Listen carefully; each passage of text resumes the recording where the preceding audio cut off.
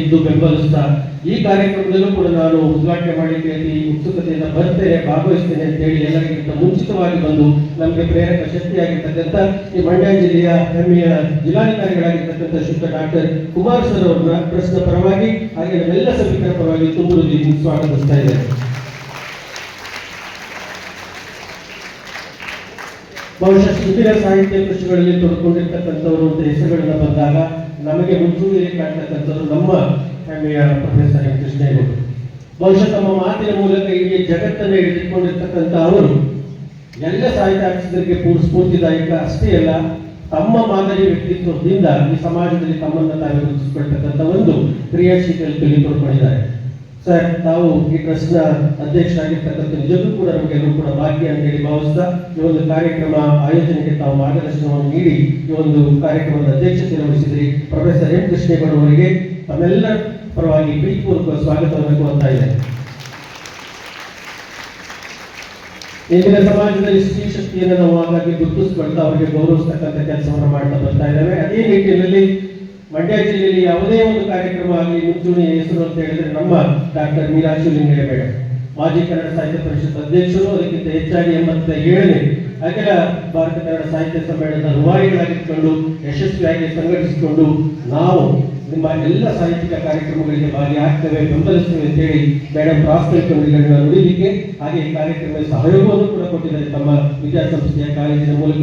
Madam, ತಮಗೆ trust ವತಿಯಿಂದ ಹಾಗೆ ಎಲ್ಲ ಇಲ್ಲಿಯ ಪೂತಿನ ಸಾಹಿತ್ಯಾಸಕ್ತರ ವತಿಯಿಂದ ತಮಗೆ ಪ್ರೀತಿಪೂರ್ವಕ ಸ್ವಾಗತವನ್ನು ಕೋರ್ತಾ ಇದ್ದೇನೆ.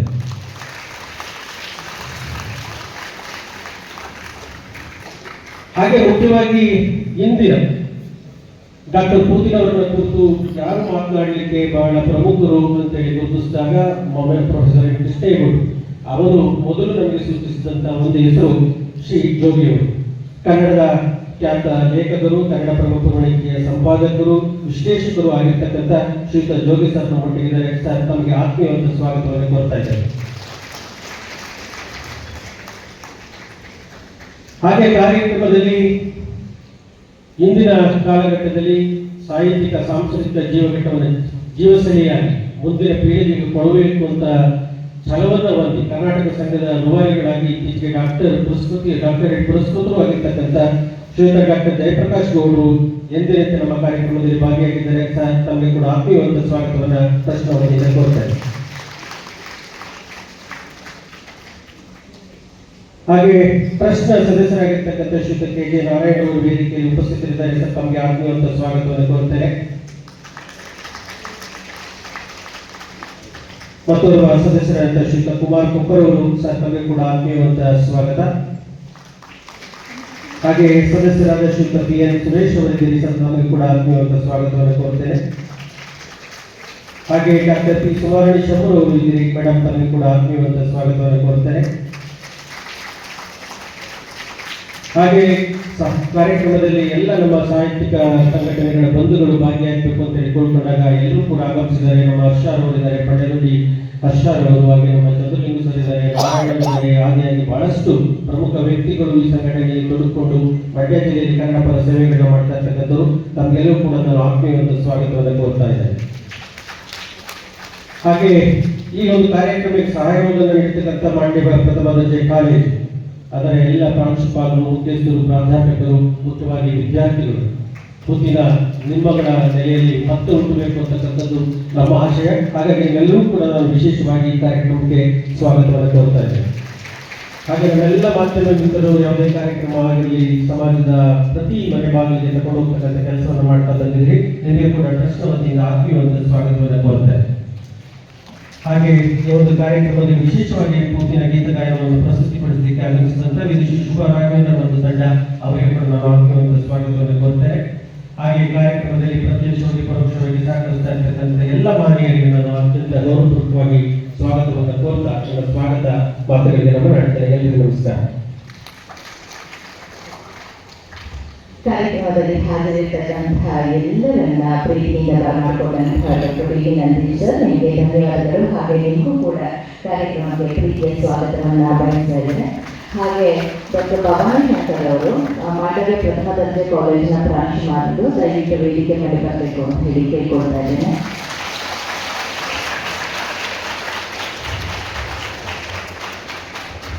ಸಾರ್ವಕಾಲಿಕ ಪ್ರಸ್ತುತತೆಯ ಘನವಾದ ಸಾಹಿತ್ಯ ಸೃಷ್ಟಿಯಲ್ಲಿ ಪೂತಿನ ಬಹಳವಾದಂತಹ ತೃಪ್ತಿಯನ್ನು ಕಂಡುಕೊಂಡಂಥವರು.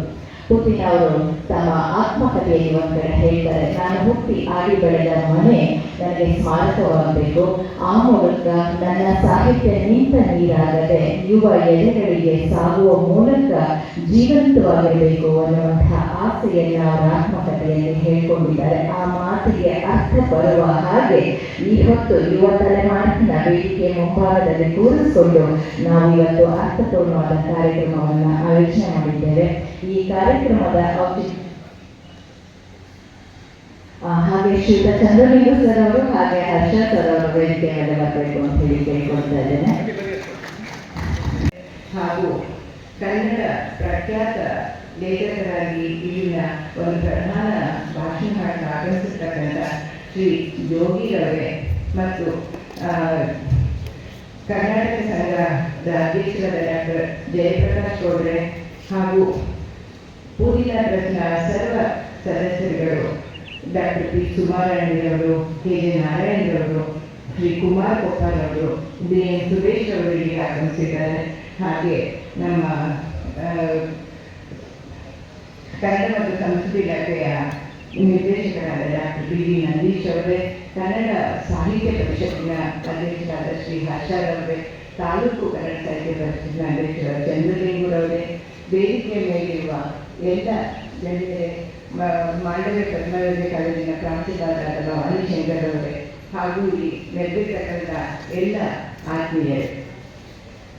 ಪುರೋಹಿತ ತಿರುನಾರಾಯಣ ನರಸಿಂಹಾಚಾರ್ಯರವರು ಕನ್ನಡ ಸಾಹಿತ್ಯದ ನವೋದಯ ಕಾಲದ ಪ್ರಮುಖ ಕವಿ, ನಾಟಕಕಾರರು ಮತ್ತು ಪ್ರಬಂಧಕಾರರು ಎಂದು ಪ್ರಸಿದ್ಧರಾಗಿದ್ದಾರೆ. ಸಾಹಿತ್ಯ ಲೋಕದಲ್ಲಿ ಇವರು ತಮ್ಮ ಕಾವ್ಯನಾಮವಾದ ಪೂರಿನ ಎಂದೇ ಪ್ರಸಿದ್ಧರಾಗಿದ್ದರು. ಗೀತ ನಾಟಕಗಳಿಗೆ ಒಂದು ಅಸ್ತಿತ್ವವನ್ನು ತಂದುಕೊಟ್ಟು ಮೇಲ್ಪಂಕ್ತಿಗೆ ತಂದಂತವರು. ಇದರಿಂದ ನಂದೀಶ್ ಒಡೆಯರ್ಗೆ ಇವರು ಹುಟ್ಟಿದ್ದು ಮಾರ್ಚ್ 17. ಅವತ್ತು ಮೇಲುಕೋಟೆಯಲ್ಲಿ ವೈರ್ಮುಡಿ ಉತ್ಸವ ಇತ್ತಂತೆ. ಅವ್ರು ಯಾವಾಗಲೂ ಪೂರ್ಣಿಮಾ ಅವರು ಹೇಳ್ತಾ ಇದ್ದಾರೆ, ನಾನು ವೈರ್ಮುಡಿ ಉತ್ಸವದ ದಿನ ಹುಟ್ಟಿದ್ದೀನಿ, ನನಗೆ ಭಗವಂತನ ಅನುಗ್ರಹ ಇದೆ ಅಂತ. ಯಾಕಂದರೆ ಅವರು ಸಂಗೀತದಲ್ಲಿ ಒಂದು ಶಾಸ್ತ್ರೀಯವಾಗಿ ಅಭ್ಯಾಸ ಮಾಡಿಲ್ಲದೆ ಇದ್ರು ಎಲ್ಲ ಅವರ ಕವಿತೆ ಕಾವ್ಯಕ್ಕೆ ಅವರೇ ರಾಗ ಹಾಕ್ತಾ ಇದ್ರು. ಸೊ ನಾಟಕದಲ್ಲೂ ಕೂಡ ಸಂಗೀತವೇ ಪ್ರಧಾನ ಆಗಿತ್ತು. ಅವರು ಹೇಳ್ತಿದ್ರು, ಕೃಷ್ಣ ಬಂದು ಕನಸಿನಲ್ಲಿ ನನಗೆ ರಾಗ ಹೇಳ್ತಾ ಇದ್ದ ಅಂತ. ಆ ರೀತಿಯ ಒಂದು ಆಧ್ಯಾತ್ಮಿಕ ಚಿಂತನೆ, ಕೃಷ್ಣನಲ್ಲಿ ಸಂಪೂರ್ಣ ಕಲಾತ್ಮಕತೆಯನ್ನು ಹೊಂದಿದ್ದರು ಪೂರ್ಣಿನಾರವರು. ಸೊ ಸುಮಾರು ಅವರು ಬಹುಪಾಲು ಅವರ ಸಾಹಿತ್ಯದಲ್ಲಿ ಮಹಾಭಾರತ, ಕೃಷ್ಣ, ರಾಮಾಯಣದ ಕಥೆಗಳನ್ನು, ಪಾತ್ರಗಳನ್ನು ಅಲ್ಲಿ ಹೊರಗೆ ತರ್ತಾರೆ. ಧಾರೆ ಎಳೆದಂತಹ ಶ್ರೇಷ್ಠ ಕವಿ, ಅದರಲ್ಲೂ ನಮ್ಮ ಮಂಡ್ಯ ಜಿಲ್ಲೆಯ ಕವಿ, ಕನ್ನಡ ಸಾಹಿತ್ಯಕ್ಕೆ ಒಂದು ಹೊಸ ಮೆರುಗನ್ನು, ಭಕ್ತಿಯನ್ನು ತಂದಿದ್ದಂತಹ ಕವಿ ಪುಟಿನ ಅವರನ್ನು ಕುರಿತಾದಂತಹ ಈ ಜನ್ಮ ದಿನೋತ್ಸವ ಸಮಾರಂಭವನ್ನು ಅತಿಥಿಗಳು ಹಣತೆ ಹಚ್ಚುವುದರ ಮೂಲಕ ಉದ್ಘಾಟನೆ ಮಾಡ್ತಾ ಇದ್ದಾರೆ. ಈ ಸುಂದರ ಕ್ಷಣಕ್ಕೆ ನಮ್ಮ ಸಂತೋಷದ ಚಪ್ಪಾಳೆ ಜೊತೆಗಿರಲಿ.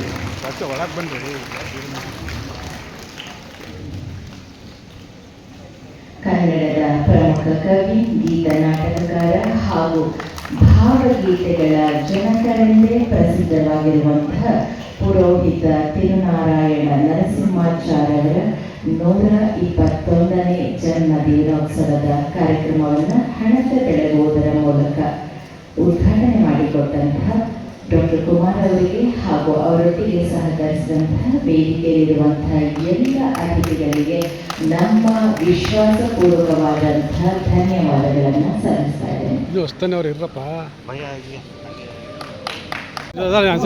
ಒಂದು ಸೈಡ್ ಬಂದ್ಬಿಡಿ, ಆ ಸೈಡ್ ಎಲ್ಲ ಸರ್, ಆ ಸೈಡ್ಗೆ ಬಂದ್ಬಿಡಿ, ಒಂದು ಸೈಡ್ ಎಲ್ಲ ಒಂದು ಸೈಡ್ ನಿಂತ್ಕೊಂಡ್ಬಿಡಿ. ಹಾಂ, ಅಧ್ಯಕ್ಷರಾಗಿರುವಂಥ ಸನ್ಮಾನ್ಯ ಶ್ರೀ ಪ್ರೊಫೆಸರ್ ಕೆ ಕೃಷ್ಣೇಗೌಡರವರೇ, ಹಾಗೂ ಈಗಾಗಲೇ ಪ್ರಾಸ್ತಾವಿಕ ನುಡಿಗಳನ್ನಾಡಿದಂಥ ಡಾಕ್ಟರ್ ವೀರಾಜ್ ಅವರೇ, ಹಾಗೂ ಪ್ರಧಾನ ಭಾಷಣಕರಾಗಿ ಆಗಮಿಸಿ ತಮಗೆಲ್ಲರೂ ಕೂಡ ಅತ್ಯುತ್ತಮವಾದಂಥ ಸಲಹೆಗಳನ್ನು, ಮಾರ್ಗದರ್ಶನವನ್ನು ನೀಡಲಿಕ್ಕೆ ಆಗಮಿಸಿರುವಂಥ ಕನ್ನಡ ನಾಡಿನ ಪ್ರಖ್ಯಾತ ಲೇಖಕರಾಗಿರ್ತಕ್ಕಂಥ ಸನ್ಮಾನ್ಯ ಶ್ರೀ ಜೋಗಿಯವರೇ, ಹಾಗೂ ಕರ್ನಾಟಕ ಸಂಘದ ಅಧ್ಯಕ್ಷರಾಗಿರ್ತಕ್ಕಂಥ ಸನ್ಮಾನ್ಯ ಶ್ರೀ ಡಾಕ್ಟರ್ ಜಯಪ್ರಕಾಶ್ ಗೌಡ್ರೆ, ಹಾಗೂ ಡಾಕ್ಟರ್ ಪಿ ಸುಮಾರಾಣಿಯವರೇ, ಎ ನಾರಾಯಣರವರೇ, ಕುಮಾರ್ ಕೊಪ್ಪ ಅವರೇ, ಸುರೇಶ್ ಅವರೇ, ಮತ್ತು ವೇದಿಕೆ ಮೇಲಿರ್ತಕ್ಕಂಥ ಇನ್ನಿತರ ಎಲ್ಲ ಗಣ್ಯರೇ ಮತ್ತು ವೇದಿಕೆ ಮುಂಭಾಗವಿರುವಂಥ ಎಲ್ಲ ಪ್ರೀತಿಯ ಸಹೃದಯ ಬಂಧುಗಳೇ, ಮೊಟ್ಟಮೊದಲನೇದಾಗಿ ಪ್ರೊಫೆಸರ್ ಕೃಷ್ಣೇಗೌಡರು ನನ್ನ ಬಗ್ಗೆ ಹೇಳ್ತಾ ಇದ್ರು, ನಮಗೆಲ್ಲರೂ ಕೂಡ ರೋಲ್ ಮಾಡೆಲ್ ಅಂತ. ಆದರೆ ನಮಗೆಲ್ಲರಿಗೂ ಕೂಡ ನಿಜವಾದಂಥ ಆದರ್ಶ ಒಂದರು ಅಥವಾ ರೋಲ್ ಮಾಡೆಲ್ ಅಂದರೆ ಅದು ಡಾಕ್ಟರ್ ಕೃಷ್ಣೇಗೌಡರು ಅಂತ ಹೇಳಿದ್ರೆ ತಪ್ಪಾಗಲಿಕ್ಕಿಲ್ಲ. ಅತ್ಯಂತ ಸಾಮಾಜಿಕವಾದಂಥ ಕಳಕಳಿಯನ್ನು ಹೊಂದಿ ನಮ್ಮಂತೆ ನಮ್ಮ ಮುಂದಿನ ಪೀಳಿಗೆಯೂ ಕೂಡ ಬೆಳೆಯಬೇಕು ಅನ್ನುವಂಥ ಒಂದು ನಿಷ್ಕಲ್ಮಶವಾದಂಥ ಚಿಂತನೆಗಳ ಮೂಲಕ ಯುವ ಪೀಳಿಗೆಗೆ ಮಾರ್ಗದರ್ಶನವನ್ನು ಮಾಡುವಂಥ ನಿಟ್ಟಿನಲ್ಲಿ ಅವರು ವೃತ್ತಿಯಿಂದ ಒಂದು ನಿವೃತ್ತಿಯಾಗಿದ್ದು ಕೂಡ ಪ್ರವೃತ್ತಿಯಿಂದ ನಿವೃತ್ತಿ ಆಗದೆ ಇನ್ನೂ ಕೂಡ ಸಾಹಿತ್ಯಿಕ ಕೃಷಿಯನ್ನು ಮಾಡ್ತಾ ಇದ್ದಾರೆ. ಎಲ್ಲರೂ ಕೂಡ 60 ವರ್ಷ ದಾಟಿದ ನಂತರ ವೃತ್ತಿಯಿಂದ ನಿವೃತ್ತಿ ಆದಮೇಲೆ ಅಲ್ಲಿಗೆ ಜೀವನ ಕೊನೆ ಅಂತ ಅಂದ್ಕೊಳ್ತಾರೆ. ಆದರೆ ಪ್ರವೃತ್ತಿಯಿಂದಲೂ ಕೂಡ ನಿವೃತ್ತರಾಗದೆ ಸಾವಿನ ಜೀವನದ ಕೊನೆಯ ತನಕೂ ಕೂಡ ಸಮಾಜಕ್ಕೆ ಏನಾದರೂ ಕೊಡುಗೆಯನ್ನು ಕೊಡಬೇಕು ಅನ್ನುವಂಥ ನೆಲೆಗಟ್ಟಿನಲ್ಲಿ ಒಂದು ಸಾಮಾಜಿಕ ಕಳಕಳಿಯನ್ನು ಇಟ್ಕೊಂಡು ಮಾಡ್ತಾ ಇರುವಂಥದ್ದು ಸಾಂಸ್ಕೃತಿಕ ರಾಯಭಾರಿಯಾಗಿ, ಸಾಹಿತ್ಯಿಕ ರಾಯಭಾರಿಯಾಗಿ, ಅದರಲ್ಲೂ ವಿಶೇಷವಾಗಿ ಇಂದಿನ ಯುವ ಪೀಳಿಗೆ ಯಾವ ದಾರಿಯತ್ತ ನಡೀಬೇಕು ಅನ್ನುವಂಥ ದೂರದೃಷ್ಟಿಯ ಚಿಂತನೆಗಳನ್ನು ನಮ್ಮ ಮಕ್ಕಳಿಗೆ ತಿಳಿಸುವ ಮೂಲಕ ಅತ್ಯುತ್ತಮವಾದಂಥ ಕಾರ್ಯಗಳನ್ನು ಮಾಡ್ತಾ ಇರುವಂಥ ಪ್ರೊಫೆಸರ್ ಕೃಷ್ಣೇಗೌಡರು ನಿಜವಾಗ್ಲೂ ಕೂಡ ನನಗೆ ನಿಮಗೆಲ್ಲರೂ ಕೂಡ ಅವರು ನಿಜವಾದಂಥ ರೋಲ್ ಮಾಡಲಾಗಿದ್ದಾರೆ. ಹಾಗಾಗಿ ಇಂಥ ಒಂದು ಅದ್ಭುತವಾದಂಥ ಕಾರ್ಯಕ್ರಮವನ್ನು ಆಯೋಜನೆ ಮಾಡಿದ್ದಾರೆ. ಅವರು ಪ್ರಾರಂಭದಲ್ಲಿ ಹೇಳಿರುವಂಥ ಮಾತು ನನಗೆ ತುಂಬ ಇಷ್ಟ ಆಯಿತು. ಇಲ್ಲಿ ಕರೆದಿರುವಂಥ ಮಕ್ಕಳನ್ನ ನಾವು ಏನೋ ಕಾಟಾಚಾರಕ್ಕೆ ಕರ್ಕೊಂಡ್ಬಂದು ತೋರಿಸಿಲ್ಲ. ಬಹಳ ಮುಖ್ಯವಾಗಿ ನಮ್ಮ ಇಂದಿನ ಪರಂಪರೆಯಲ್ಲಿ ನಮ್ಮ ನಾಡಿನಲ್ಲಿ ತಮ್ಮದೇ ಆಗಿರ್ತಕ್ಕಂಥ ಕೊಡುಗೆಗಳನ್ನು ಬಿಟ್ಟೋಗಿರುವಂತಹ ಅನೇಕ ಕವಿಗಳ ಮತ್ತು ಸಾಹಿತಿಗಳ ಬದುಕು ಮತ್ತು ಬರಹಗಳ ಬಗ್ಗೆ ನಮ್ಮ ಮಕ್ಕಳಿಗೆ ತಿಳಿಸುವಂಥ ಪ್ರಯತ್ನ ಮಾಡಿದ್ರಲ್ಲ, ಅದು ಬಹಳ ಮುಖ್ಯ. ಹಾಗಾಗಿ ನಾವು ಏನಾದರೂ ಕೂಡ ನಮ್ಮ ಮಕ್ಕಳಿಗೆ ಈ ನಾಡಿನ ಪರಂಪರೆಯ ಬಗ್ಗೆ, ಸಾಹಿತ್ಯ ಬಗ್ಗೆ, ಕಲೆ ಬಗ್ಗೆ, ಸಂಸ್ಕೃತಿಯ ಬಗ್ಗೆ ತಿಳಿಸಬೇಕು ಅನ್ನೋದಾದ್ರೆ ಅದು ನಿಜವಾಗಿ ಮಕ್ಕಳಿಗೆ ಮಾತ್ರ ನಾವು ತಿಳಿಸ್ಬೇಕಾಗಿರೋದು. ಯಾಕೆಂತಂದ್ರೆ ಮಕ್ಕಳಿಗೆ ಸರಿಯಾದಂಥ ಸಮಯದಲ್ಲಿ ಅವರಿಗೆ ಒಳ್ಳೆಯ ಮೌಲ್ಯಗಳನ್ನ, ಚಿಂತನೆಗಳನ್ನ ಬಿತ್ತಿದ್ರೆ ಅದು ಮುಂದೆ ನಮಗೆ ಒಳ್ಳೆಯ ಫಲವನ್ನು ಕೊಡುತ್ತೆ. ಹಾಗಾಗಿ ನಾವು ಯಾವತ್ತೂ ಕೂಡ ನಮ್ಮ ಕನ್ನಡ ಸಂಸ್ಕೃತಿ ಇಲಾಖೆ ನಂದೀಶ್ವರ್ಗೆ ಹೇಳ್ತಾ ಇರ್ತೀನಿ ಪ್ರತಿ ಸಲ. ಈ ನಾವು ಸುಮಾರು ಒಂದು ವರ್ಷಕ್ಕೆ 35ಕ್ಕೂ ಹೆಚ್ಚು ಜಯಂತಿಗಳನ್ನ ಆಚರಣೆ ಮಾಡ್ತೀವಿ. ಎಷ್ಟೋ ಜಯಂತಿಗಳನ್ನ ನಾವು ಸುಮ್ಮನೆ ಏನೋ ಒಂದು 10 ಜನ 20 ಜನ ಸೇರಿಕೊಂಡು ಒಂದು ಫೋಟೋ ಕೂಲರ್ ಹಾಕಿ ಪುಷ್ಪಾರ್ಚನೆ ಮಾಡಿ ಒಂದೆರಡು ಮಾತನಾಡಿ ಕಳಿಸ್ಬೇಕು, ಏನೋ ಅವತ್ತಿನ ಕಾರ್ಯಕ್ರಮ ಸರ್ಕಾರಿ ಕಾರ್ಯಕ್ರಮ ಮುಗಿಸ್ಬೇಕು ಅನ್ನುವಂಥ ತರಾತುರಿನಲ್ಲೇ ಇರ್ತೀವಿ. ನಾನು ಹೇಳಿದೆ ಅವ್ರಿಗೆ ಇನ್ ಕೇಸ್ ಆ ಥರ ಏನೋ ಜಯಂತಿಗಳು ಮಾಡಬೇಕು ಅಂದರೆ ಅಂಥ ಮಹನೀಯರ ಚಿಂತನೆಗಳನ್ನ ಮಕ್ಕಳಿಗೆ ತಿಳಿಸ್ಬೇಕು ಅನ್ನೋದಾದರೆ ಯಾವುದಾದ್ರು ದೊಡ್ಡ ದೊಡ್ಡ ಕಾಲೇಜುಗಳಿಗೆ ಹೋಗಿ, ಯಾವುದಾದ್ರು ಶಾಲೆಗಳಿಗೆ ಹೋಗಿ ಆ ಜಯಂತಿಗಳನ್ನ ಆಚರಣೆ ಮಾಡಿದ್ರೆ ಎಷ್ಟೋ ಒಂದು 10 ಮಕ್ಕಳಿಗೆ ಅಂಥ ಮಹಾಪುರುಷರ ಬಗ್ಗೆ ಚಿಂತನೆಗಳನ್ನ ಅಳವಡಿಸ್ಕೊಳ್ಳಿಕ್ಕೆ, ಕಲೀಲಿಕ್ಕೆ ಸಾಧ್ಯ ಆಗುತ್ತೆ ಅಂತ. ನಮ್ಮ ಗೌರವವನ್ನು ಸ್ವೀಕರಿಸ್ತಾ ಇರ್ತಕ್ಕಂಥ ನಮ್ಮೆಲ್ಲರ ನೆಚ್ಚಿನ ಜಿಲ್ಲಾಧಿಕಾರಿಗಳಾದಂತಹ ಡಾಕ್ಟರ್ ಕುಮಾರ್ ಅವರಿಗೆ ನಮ್ಮೆಲ್ಲರ ಸಮಾರಂಭವನ್ನು ಏರ್ಪಡಿಸಿರ್ತಕ್ಕಂಥ ಪೂರ್ಣ ಟ್ರಸ್ಟ್ ಅಧ್ಯಕ್ಷ ಆಗಿರ್ತಕ್ಕಂಥ ಪ್ರೊಫೆಸರ್ ಕೃಷ್ಣಗೌಡ್ರೆ, ಹಾಗೆಯೇ ಈ ಕಾರ್ಯಕ್ರಮಕ್ಕೆ ಪ್ರಾಯೋಜನೆಯನ್ನು ನೀಡಿ ಪ್ರಾಸ್ತಾವಿಕವಾದ ಮಾತುಗಳನ್ನು ಆಡಿದಂಥ ಡಾಕ್ಟರ್ ಮೀನಾಕ್ಷಿ ಅವರೇ, ನಾಡಿನ ಪ್ರಸಿದ್ಧ ಲೇಖಕರು ಅನ್ನೋದಕ್ಕಿಂತ ಚಿಂತಕರು ಅಂತ ನಾನು ಕರೆಯೋದಕ್ಕೆ ಇಷ್ಟಪಡ್ತೇನೆ ಶ್ರೀಯುತ ಜೋಗಿಯವರೇ, ವೇದಿಕೆ ಮೇಲೆ ಇರ್ತಕ್ಕಂಥ ಎಲ್ಲ ಪೂತಿನ ಟ್ರಸ್ಟ್ನ ಸದಸ್ಯರೇ, ಕನ್ನಡ ಸಾಹಿತ್ಯ ಪರಿಷತ್ತಿನ ನಮ್ಮ ಹರ್ಷ ಅವರೇ, ಚಂದ್ರಲಿಂಗು ಅವರೇ, ನನ್ನ ಮುಂದೆ ಕೊಟ್ಕೊಂಡಿರ್ತಕ್ಕಂಥ ಎಲ್ಲ ನಾಗರಿಕರೇ ಹಾಗೂ ವಿದ್ಯಾರ್ಥಿಗಳು, ಮೊದಲಿಗೆ ನಾನು ಮೀನಾಕ್ಷಿಯವರಿಗೂ ಧನ್ಯವಾದ ಹೇಳೋದಕ್ಕೆ ಇಷ್ಟಪಡ್ತೇನೆ. ಜೋಗಿಯವರ ಮುಂದೆ ನಮ್ಮ ಮಾನ ಕಾಪಾಡಿ, ಜೋಗಿಯವರ ಮುಂದೆ ಮಾನ ಕಾಪಾಡಿರ್ತಕ್ಕಂಥ ಡಾಕ್ಟರ್ ಮೀನಾಕ್ಷಿಯವರಿಗೆ ನನ್ನ ಮೊದಲಿಗೆ ಕೃತಜ್ಞತೆ. ಯಾಕೆಂದರೆ ತಮ್ಮ ವಿದ್ಯಾರ್ಥಿಗಳನ್ನು ಕರ್ಕೊಂಡು ಬಂದು ಎಷ್ಟೊಂದು ಜನ ಸೇರಿದ್ರು ಅಂತ ಹೇಳಿ ನಾಳೆ ಬೆಂಗಳೂರಿನಲ್ಲಿ ಅಥವಾ ಇನ್ನೆಲ್ಲಾದರೂ ಮಾತಾಡೋದಕ್ಕೆ ಒಂದು ವೇದಿಕೆಯನ್ನು ಒದಗಿಸ್ಕೊಟ್ಟಿದ್ದಾರಲ್ಲ, ಅದಕ್ಕೆ ಮೀನಾಕ್ಷಿಯವರಿಗೆ ನಾವು ಧನ್ಯವಾದ ನೀಡಬೇಕು. ಅದರ ಜೊತೆಗೆ ಈ ಮೇಷ್ಟ್ರುಗಳು ಕೂಡ ಬಂದಿದ್ದೇವೆ. ಇವತ್ತು ಮೇಷ್ಟ್ರುಗಳು ಬರೋದೇ ಬಹಳ ಸಂತೋಷದ ಸಂಗತಿ. ಯಾಕೆಂದರೆ ಅವ್ರಿಗೂ ಬೇಕಾಗಿಲ್ಲ, ಸಮಾಜ ಯಾರಿಗೂ ಬೇಕಾಗಿಲ್ಲ, ಲೋಕ ಯಾರಿಗೂ ಬೇಕಾಗಿಲ್ಲ. ಆಮೇಲೆ ಈ ಟ್ರಸ್ಟ್ ಇದೆಯಲ್ಲ, ಪೂತಿನ ಟ್ರಸ್ಟು ಶುರು ಭಾಳ ವರ್ಷ ಆಯಿತು. ಅದನ್ನು ಜಗತ್ತಿಗೆ ತೋರ್ಪಡಿಸ್ತಾ ಇರ್ತಕ್ಕಂಥ ಸದ್ಯದಲ್ಲಿ ಕೃಷ್ಣಗೌಡರು ಕೂಡ ನಾವು ಧನ್ಯವಾದಗಳನ್ನು ಹೇಳಬೇಕು. ಕೃಷ್ಣಗೌಡರು ಅಲ್ಲದೆ ಹೋಗಿದ್ರೆ ಇಂಥದ್ದೊಂದು ಸಮಾರಂಭ ಜರುಗ್ತಾ ಇರಲಿಲ್ಲ ಅಂತ. ಯಾಕೆಂದರೆ ಈ ಪೂತಿನ ಮತ್ತು KSನ ಟ್ರಸ್ಟ್ಗಳಿದೆಯಲ್ಲ, ಇದನ್ನು ಮಂಡ್ಯದವರಿಗೆ ಸೋಂಸೇ ಇರಲಿಲ್ಲ. ಇವತ್ತು ಇದು ಭಾಳ ದುಬಾರಿಯ ಮಾತು ಅಂತ ನಿಮ್ಗೆ ಅನಿಸ್ಬೋದು. KSನ ಟ್ರಸ್ಟು, ಪೂತಿನ ಟ್ರಸ್ಟು ಎರಡೂ ಕೂಡ ಬೆಂಗಳೂರಿನಲ್ಲಿ ನೆಲೆಗೊಂಡ್ಬಿಟ್ಟಿತ್ತು. ಅವರಿಬ್ಬರು ಮಂಡ್ಯದ ಕವಿಗಳಾಗಿದ್ರು ಕೂಡ ಮಂಡ್ಯಕ್ಕೆ ಈ ಟ್ರಸ್ಟ್ಗಳು ಬರಲೇ ಇಲ್ಲ, ಪರಿಚಯವೇ ಆಗಿರಲಿಲ್ಲ. ಮೊದಲಿಗೆ ಪೂತಿನ ಟ್ರಸ್ಟ್ ಒಬ್ಬ ಅಧ್ಯಕ್ಷನನ್ನು ಮಂಡ್ಯದ ಒಬ್ಬ ಲೇಖಕರನ್ನ, ಚಿಂತಕನನ್ನು ಅಧ್ಯಕ್ಷನ ಮಾಡಿ ಪೂತಿನ ಅವರು ಮಂಡ್ಯದವರೇ ಎನ್ನುವಂಥದ್ದನ್ನು ಮಂಡ್ಯದವರು ತೋರಿಸ್ತಕ್ಕಂಥ ಪ್ರಯತ್ನ ನಡೀತಾ ಇರ್ತಕ್ಕಂಥ ಸಂತೋಷದ ಸಂಗತಿ. ಬೇರೆ ಅನುಮಾನ ಬೇಡ, ಕೃಷ್ಣಗೌಡರು ಆತಂಕಕ್ಕೊಳಗಾಗೋದು ಬೇಡ. KSನ ಟ್ರಸ್ಟ್ ಕೂಡ ಹೀಗೆ ಆಗಿದೆ. ಆದರೆ ಪೂತಿನ ಸದಸ್ಯರು ಕೂಡ ಇವತ್ತು ಭಾಳ ಜನ ಮಂಡ್ಯದವರಿದ್ದಾರೆ. KSನ ಟ್ರಸ್ಟ್ ಕೂಡ ಇನ್ನೂ ಕೂಡ ಬೆಂಗಳೂರಿನಲ್ಲೇ ಇದೆ. ತಮಾಷೆ ಅಂದರೆ ಈ ಸದ್ಯ ಮೇಲ್ಕೋಟೆನಲ್ಲಿದೆ ಪೂತಿನ ಟ್ರಸ್ಟು, ಬೆಂಗಳೂರಿನಲ್ಲೇ ಇದ್ದಿದ್ದು. ನಮ್ಮ ಚಂದ್ರಶೇಖರನಲ್ಲೇ ಇದ್ದಾರೆ. ಪಾಂಡವಪುರಕ್ಕೆ ಆಗೇ ಆಗಲಿಲ್ಲ. ಅದು KSನ ಟ್ರಸ್ಟ್ ಕೂಡ ಬೆಂಗಳೂರಿನಲ್ಲೇ ಇದೆ. ಬೆಂಗಳೂರಿನಲ್ಲೇ ಆಫೀಸ್ ಇಟ್ಕೊಂಡಿದ್ದಾರೆ. ಯಾಕೆ ಅಂತ ಗೊತ್ತಿಲ್ಲ ನನಗೆ. ಇಲ್ಲಿ ಆಫೀಸು, ಇಲ್ಲಿ ಮಂಡ್ಯ ಪ್ರಧಾನ ಕಚೇರಿಯಾಗಿದ್ರು ಕೂಡ ಅದರ ಆಫೀಸನ್ನು ಒಂದು ಅಲ್ಲಿ ಇಟ್ಕೊಂಡು ಅಲ್ಲಿ ಬಾಡಿಗೆ ಕೊಡ್ತಾ ಇರ್ತಕ್ಕಂಥದ್ದು ಕೂಡ ನನ್ನ ಗಮನದಲ್ಲಿದೆ. ಇದ್ರ ಬಗ್ಗೆ ನಾವು ಯೋಚನೆ ಮಾಡಬೇಕಾಗಿದೆ. ಇವತ್ತು KSನ ಟ್ರಸ್ಟ್ನಲ್ಲಿ ಮಂಡ್ಯದ ಅನೇಕ ಮಂದಿ ಸದಸ್ಯರಿದ್ದಾರೆ. ಅದರಿಂದ KSನ ಟ್ರಸ್ಟ್ ಇವತ್ತು ಕೂಡ ಜಾಗೃತವಾಗಿದೆ. ಮತ್ತು ಮಂಡ್ಯದಲ್ಲಿ KSನವರನ್ನು ನಾವು ನಮ್ಮ ಊರಿನ ಕವಿ ಅಂತ ಹೇಳಿಕೊಳ್ಳೋದಕ್ಕೆ ಅವಕಾಶ ಮಾಡಿಕೊಟ್ಟಿರ್ತಕ್ಕಂಥ ಸರ್ಕಾರಕ್ಕೆ ನಾನು ಅಭಿನಂದನೆ ಸಲ್ಲಿಸ್ತೇನೆ. ಇದು ನನ್ನ ನಿಷ್ಠುರವಾಗಿರ್ತಕ್ಕಂಥ ಮಾತುಗಳಾಗಿರ್ಬೋದು. ಯಾಕೆ ಈ ಮಾತನ್ನು ಹೇಳ್ತೇನೆ ಅಂದರೆ, ಪುಟಿನ ಟ್ರಸ್ಟ್ನ ಬಹುಶಃವಾಗ ಉತ್ತಮವಾಗಿರುವುದು ಸಣ್ಣ ಆತಂಕ ಇತ್ತು. ಬಟ್ ಭಾಳ ಚೆನ್ನಾಗಿ ಉತ್ತರ ಕೇಳಿದ್ದೀವಿ, ಅದಕ್ಕೆ ನಮಸ್ಕಾರ. ಎಲ್ಲರಿಗೂ ನಮಸ್ಕಾರ.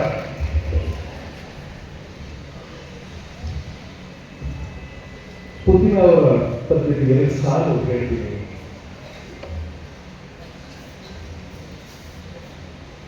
ನನ್ನೇ ಕೊಳಲಿದು ಕಾಡಿನ ಬಿದಿರು, ನನ್ನೇ ಕೊಳಲಿದು ಕಾಡಿನ ಬಿದಿರು, ಈ ಹುಳು ಕಡ್ಡಿಗೆ ಎಂತೋ ಚೆರು. ಪುಟಿನ ಏನು ಹೇಳ್ತಾರೆ ಅಂದರೆ, ನನ್ನ ಕೊಳಲು ಒಂದು ಕಾಡಿನ ಬಿದಿರು. ನಿಮ್ಗೆ ಗೊತ್ತಾ, ಬಿದಿರು ಅಂದ್ರೆ ಬಾಟನಿ ಪ್ರಕಾರ ಅದು ಒಂದು ಹುಲ್ಲು. ಆ ದೊಡ್ಡ ಹುಲ್ಲು ಅಷ್ಟೇ, ಹುಲ್ಲಿದ್ದೇ ಜಾತಿ ದೊಡ್ಡದಾಗಿ ಬೆಳೆದಿದೆ ಅಷ್ಟೇ. ಅದರ ಗುಣ ಎಲ್ಲ ಹುಲ್ಲಿದೆ. ಆದ್ರೆ ಈ ಹುಲ್ಲು ಎಷ್ಟು ಮೋಹಕವಾದದ್ದು, ಎಂತ ಮಾಧುರ್ಯ ಸೃಷ್ಟಿ ಮಾಡಿತ್ತು, ಎಷ್ಟು ಕಾಲ, ಎಷ್ಟು ಯುಗಗಳು ಜಗತ್ತನ್ನು ಆಳಿತ್ತು. ಆ ಹುಲ್ಲೆ ಕೊಡಲಾರ. ಮಕ್ಕಳು, ನಾನು ಯಾಕೆ ಗೀತ ಮಾತು ಶುರು ಮಾಡ್ತೀನಿ ಅಂದ್ರೆ, ಡೊನಾಲ್ಡ್ ಟ್ರಂಪ್ ಮಾತಾಡ್ತಾರೆ, ನಾವು ಕೇಳಿಸ್ಕೊತೀವಿ. ಜೆಲೆನ್ಸ್ಕಿ ಮಾತಾಡ್ತಾರೆ, ನಾವು ಕೇಳಿಸ್ಕೊತೀವಿ. ಬೆಂಜಮಿನ್ ನೆತನ್ಯಾಹು ಮಾತಾಡ್ತಾರೆ, ಕೇಳಿಸ್ಕೊತೀವಿ. ನರೇಂದ್ರ ಮೋದಿ ಮಾತಾಡ್ತಾರೆ, ಕೇಳಿಸ್ಕೊತೀವಿ. ರಾಹುಲ್ ಗಾಂಧಿ ಮಾತಾಡ್ತಾರೆ, ಕೇಳಿಸ್ಕೊತೀವಿ. ಸಿದ್ದರಾಮಯ್ಯ ಅವರು, ಯಡಿಯೂರಪ್ಪ ಅವರು, ಕುಮಾರಸ್ವಾಮಿ ಅವರು ಎಲ್ಲ ಮಾತಾಡ್ತಾರೆ, ಕೇಳಿಸ್ಕೊತೀವಿ.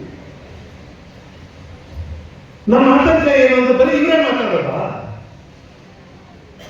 ಶೇಕ್ಸ್ಪಿಯರ್ ಮಾತಾಡೋದು ಬೇಡವಾ? ಟಾಲ್ಸ್ಟಾಯ್ ಮಾತಾಡೋದು ಬೇಡವಾ? ವರ್ಡ್ಸ್ವರ್ತ್ ಮಾತಾಡೋದು ಬೇಡವಾ? ಶೆಲ್ಲಿ ಕೀಟ್ಸ್ ಮಾತಾಡೋದು ಬೇಡವಾ? ಭೀಮಸೇನ್ ಜೋಶಿ ಮಾತಾಡೋದು ಬೇಡವಾ? ಗಂಗೂಬಾಯಿ ಹಾಮಿದನ್ ಮಾತಾಡೋದು ಬೇಡವಾ? ರಾಜ್ಕುಮಾರ್ ಮಾತಾಡೋದು ಬೇಡವಾ? ಜ್ಯೋತಿ ಮಾತಾಡೋದು ಬೇಡವಾ? ಪುಟಿನ ಮಾತಾಡೋದು ಬೇಡವಾ? ಅವ್ರ ಮಾತಾಡೋದು ಕೇಳಿಸ್ಕೊಳ್ಬೇಕಲ್ವಾ? ಪ್ರಪಂಚದಲ್ಲಿ ಬರೀ ಅಧಿಕಾರಸ್ಥರು, ದುಡ್ಡಿರೋರು ಮಾತ್ರ ಮಾತಾಡಿದ್ರೆ, ಶ್ರೀಮಂತರು ಅಧಿಕಾರಸ್ಥರು ಮಾತ್ರ ಮಾತಾಡಿದ್ರೆ, ಕವಿಗಳು, ದಾರ್ಶನಿಕರು, ಸಂತರು, ಸಾಧಕರು ಇವರಾರು ಮಾತಾಡೋದು. ನಮ್ಮ ನಿಮ್ಮ ಕಿವಿಗಳಿಗೆ ಬರೀ ಆ ಮಾತುಗಳೇ ಕೇಳಿಸ್ಬೇಕಾ? ದೊಡ್ಡ ಮಾತುಗಳೇ ಕೇಳಿಸ್ಬೇಕಾ? ಶ್ರೀಮಂತರ ಮಾತುಗಳೇ ಕೇಳಿಸ್ಬೇಕಾ? ಅಧಿಕಾರಸ್ಥರ ಮಾತುಗಳೇ ಕೇಳಿಸ್ಬೇಕಾ?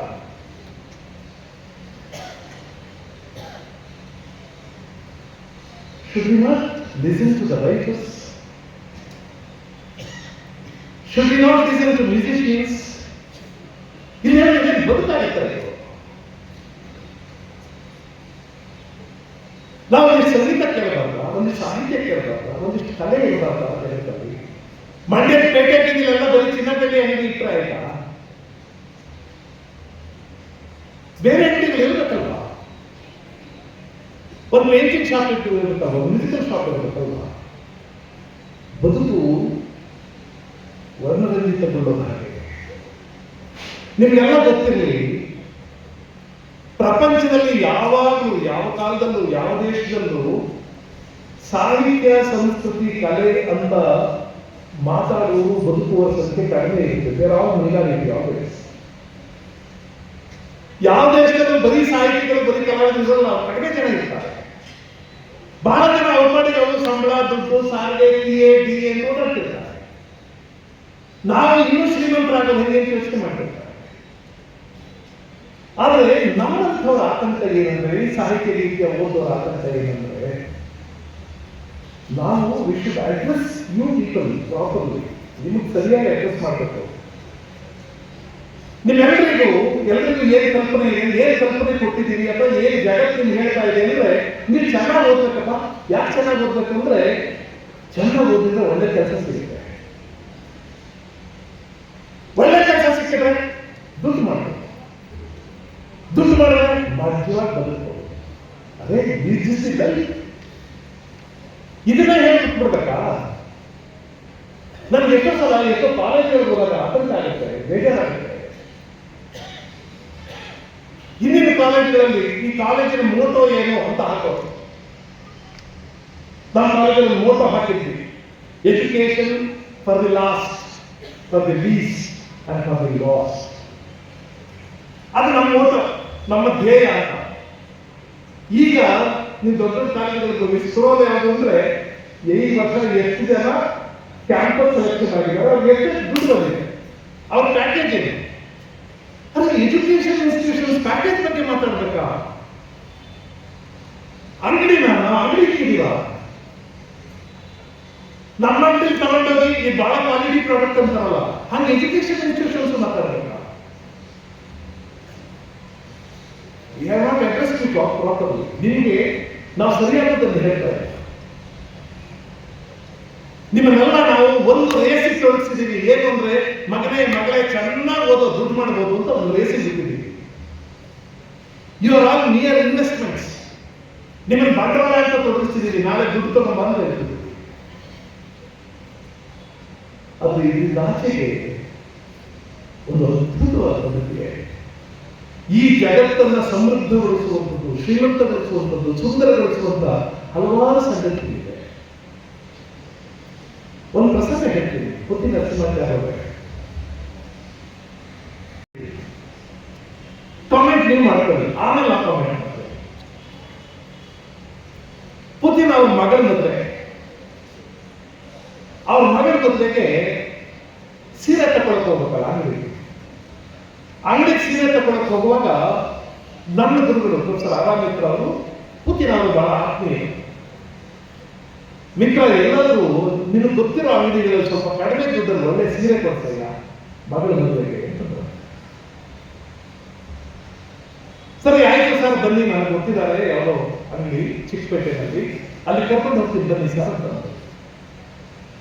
ಪುತಿನ್ ಅವರು, ಅವರ ಪತ್ನಿ ಶೇಷಮ್ನವರು ಮತ್ತು ಆರಾಮಿತ್ರ ಅವರು, ಅವರ ಪತ್ನಿ ಲಲಿತಮ್ಮನವರು ಎಲ್ಲರೂ ಅಂಗಡಿಗೆ ಹೋದ್ರು. ಸೀರೆ ಅಂಗಡಿಯವರು ಸೀರೆ ತೆಗೆದಾಕ್ತಾ ಇಲ್ಲ.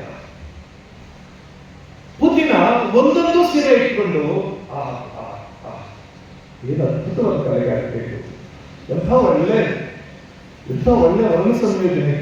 ಈ ಬಣ್ಣಕ್ಕೆ ಈ ಬಣ್ಣ ತುಂಬಾ ಸಂಸಾರಿ ಜೋಡಿ ಆಗುತ್ತೆ, ಬಹಳ ಚೆನ್ನಾಗಿ ನೈವಾನಿಕ ಸೀರೆ, ತುಂಬಾ ಚೆನ್ನಾಗಿ, ಬಹಳ ಚೆನ್ನಾಗಿ. ಅಪ್ಪ ಇಲ್ಲೇನ್ರಿ ಇಷ್ಟು ಚೆನ್ನಾಗಿ ನಗದು ಬಿಡಿಸಿದ್ದಾನೆ, ಎಷ್ಟು ದುಡ್ಡು ಕೊಟ್ಟರು ಸಾಕು. ಸೀರೆ ತಗೊಳ್ಕೊಂಡು ಹಾಕಂತಾರೆ, ಇದಕ್ಕೆ ಎಷ್ಟು ದುಡ್ಡು ಕೊಟ್ಟರು ಕಡಿಮೆ.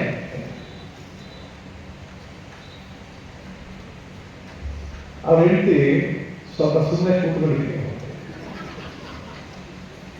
ಇವರು ಇಲ್ಲ, ಇಂತಹ ಕಲಾವಿದ ಎಷ್ಟು ದುಡ್ಡು ಕೊಟ್ಟರು ಕಡಿಮೆ ಇದಕ್ಕೆ ಅಂತ ಮಾತಾಡ್ತಾರೆ. ಈ ವ್ಯಾಪಾರದಲ್ಲಿ ಎಲ್ಲ ಮಾತಾಡ್ತಾರದು, ಇದು ಸರಿಯೋಲ್ಲ ಕಣೆ, ಈ ಬಣ್ಣಕ್ಕೆ ಈ ಬಣ್ಣ ಹಾಕಿದ್ರೆ ಯಾರು ತಗೋತಾರೆ, ಇದ್ದ ಆಯ್ತು ನಾನೇ ತಗೋತೀನಿ ಡಿಸ್ಕೌಂಟ್ ಕೊಡು ಅನ್ಬೇಕು. ನಾವೆಲ್ಲ ಜಾಣರು ಹಂಗೆ ಮಾತಾಡೋದು. ಈ ಜಾಣತನ ವ್ಯಾವಹಾರಿಕ ಜಾಣ್ಮೆ ಬೇಕಾಗಿರೋದು. ಪುತಿನ ಹೇಳ್ತಂತೆ, ಎಷ್ಟು ಚೆನ್ನಾಗಿದೆ, ಎಷ್ಟು ಚೆನ್ನಾಗಿ ಮಾಡಿದ್ದಾರೆ. ಯಾರೋ ಒಬ್ಬ ಕಲಾವಿದ ಪಾಪ, ಅವನಿಗೇನು ಕೂಲಿ ಕೆಲಸ ಮಾಡಿರ್ತಾನ ಅವನು, ಆದ್ರೆ ಎಂಥ ಕಲಾವಿದ, ಎಂಥ ಅದ್ಭುತ ಸೃಷ್ಟಿ ಮಾಡಿದ್ದಾನೆ ಅಂತ ಮಾತಾಡ್ತಿರ್ತಾರೆ. ಮಿತ್ರ ಅವ್ರು ಹೇಳಿದಂತೆ, ಸರ್ ನಿಮ್ಮ ಸೀರೆ ಕರ್ಕೊಂಡು ಹೋಗ್ಬಾರ್ದು, ವ್ಯಾಪಾರ ಮಾಡೋಕ್ಕಾಗಲ್ಲ. ಅದಕ್ಕೆ ಅವ್ರು ಹೇಳಿದಂತೆ, ಮಿತ್ರ ಈ ಹಾಳು ದುಡ್ಡಲ್ಲಿ ಸ್ವಲ್ಪ ರಿಯಾಯಿತಿ ಸಿಗುತ್ತೆ ಹೇಳಿ, ಆ ಕಲಾವಿದನ ಕಲೆ ಬಗ್ಗೆ ಮಾತಾಡದೇ ಇದ್ದರೆ ನಾನು ಆತ್ಮವಂಚನೆ ಮಾಡ್ಕೊಂಡಿದ್ದೇನೆ.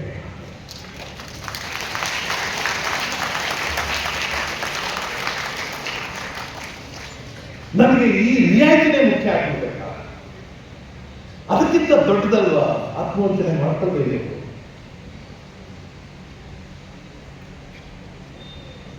ನಾವು ಯಾವ ಜಾಗವನ್ನು ಸೃಷ್ಟಿ ಮಾಡ್ತಾ ಇದ್ದೀವಿ? ಈ ಥರದೊಂದು ಜಗತ್ತಿದೆ, ಈ ಥರದೊಂದು ಬೇರೆ ಪ್ರಪಂಚ ಇದೆ. ಬದುಕನ್ನು ಆಸ್ವಾದಿಸುವ ಕಲೆ ನಮ್ಗೆ ಹುಟ್ಟುತ್ತಾ ಇದೆ. ನಮ್ಗೆಲ್ಲರಿಗೂ ಬೇರೆ ಬೇರೆ ಬದುಕೆ ಕಾಣಿಸ್ತಾ ಇಲ್ಲ. ಅದೇ ನಿಮ್ ಬದುಕಿನ ಗುರಿ ಏನು ಅಂದ್ರೆ, ಪ್ರತ್ಯಕ್ಷವಾಗಿ ನೀವು ಹೇಳದೇ ಇರ್ಬೋದು, ಪರೋಕ್ಷವಾಗಿರೋದು ನಿಮ್ಮ ಒಳಗಿರೋದು ಜಾಸ್ತಿ ದುಡ್ಡು ಸಂಪಾದನೆ ಮಾಡೋದು ಅಂತ.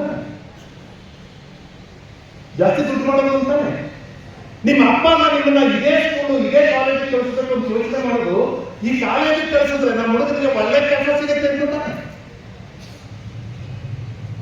ಅದೇ ಒಂದು ದೇಶದಲ್ಲಿ ಮೆಜಾರಿಟಿ ಪೀಪಲ್, ಬಹುಸಂಖ್ಯಾತ ಜನ ಬರೀ ಇದನ್ನೇ ಯೋಚನೆ ಮಾಡ್ತಾ ಇದ್ರೆ ಅದನ್ನು ಒಳ್ಳೆ ದೇಶ ಅಂತ ಕರೆಯುವುದಿಲ್ಲ. ಬದುಕಿಗೆ ಬೇರೆ ಸಾಧ್ಯತೆ. ವೀಣಾ ದೊಡ್ಡಮಯ್ಯ ಬಹಳ ದೊಡ್ಡ ವಿದ್ವಾಂಸರು, ಅದ್ಭುತವಾಗಿ ಹೇಳ್ತಾರೆ. ಅವರ ಕಚೇರಿಗಳು ಅಂದ್ರೆ ಯಾರ್ಯಾರು ಎಲ್ಲರಿಂದಲೂ ಬಂದು ಕೂತ್ಕೊತಾ ಇದ್ರು. ವೀಣಾ ದೊಡ್ಡಮಯ್ಯ ಪುತಿನ ಅವ್ರ ಮನೆಯಲ್ಲಿ ಅವರೊಬ್ಬರಿಗೋಸ್ಕರ ಕಚೇರಿ ಬರ್ತಾರೆ.